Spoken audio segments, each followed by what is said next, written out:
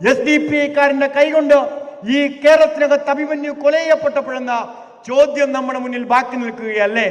മഹാരാജാസിന്റെ മുന്നിൽ 2018 ജൂലൈ മാസം 1-ാം തീയതി രാത്രി ഒരു ചെറുപ്പക്കാരൻ കൊല ചെയ്യപ്പെടുമ്പോ ആ കൊലപാതകത്തിന് ഉത്തരവാദികളായി ഈ കേരളത്തിനകത്തെ ലക്ഷണമൊത്ത വർഗീയ ഭീകരവാദ സംഘടനയായ SDPIയുടെ പ്രവർത്തകരെ പ്രതികരിക്കപ്പെടുമ്പോ ആ കൊലപാതകത്തിലൊന്ന് അപലപിക്കാൻ ഈ കേരളത്തിനകത്തെ ഏതെങ്കിലും ഒരു കോൺഗ്രസ്സുകാരൻ KSUക്കാരൻ തയ്യാറായിട്ടുണ്ടോ എന്ന് നാം പരിശോധിക്കേണ്ടതായിട്ടില്ലേ?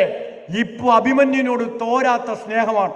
ഇപ്പൊ അഭിമന്യുവിനോട് അതികഠിനമായ സ്നേഹവും ആത്മബോധവും കേരളത്തിലെ KSUവിന് തോന്നുന്നതാണ്. എവിടെയായിരുന്നു അഭിമന്യു കൊല ചെയ്യപ്പെട്ടപ്പോ ഈ കേരളത്തിലെ KSU?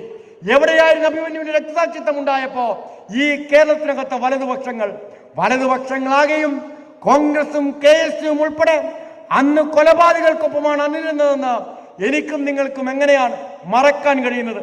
അവരാണ് ഇന്ന് SDPIയെ ചാരി ഇടതുപക്ഷത്തെ വിമർശിക്കാൻ ഇറങ്ങിയിരിക്കുന്നത്. ഇതൊരു പുതിയ കാലത്തെ ന്യൂ നോർമൽ രാഷ്ട്രീയ പ്രവർത്തന തന്ത്രമാണ്.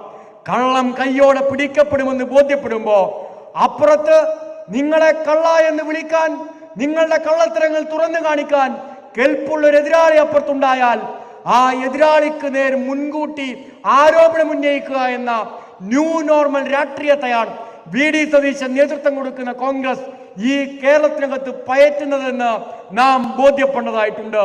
ജമാഅത്ത് ഇസ്ലാമിയോട് കൂട്ടുകെട്ടിയത് കയ്യോടെ ഈ കേരളത്തിനകത്ത് പിടിക്കപ്പെടുമെന്ന് തിരിച്ചറിയുമ്പോ മറുവശത്ത് RSSനോട് ചേർന്നിരിക്കുന്നത് വോട്ട് കച്ചവടം നടത്താൻ പ്ലാൻ ചെയ്തിരിക്കുന്നത് മണ്ഡലങ്ങൾ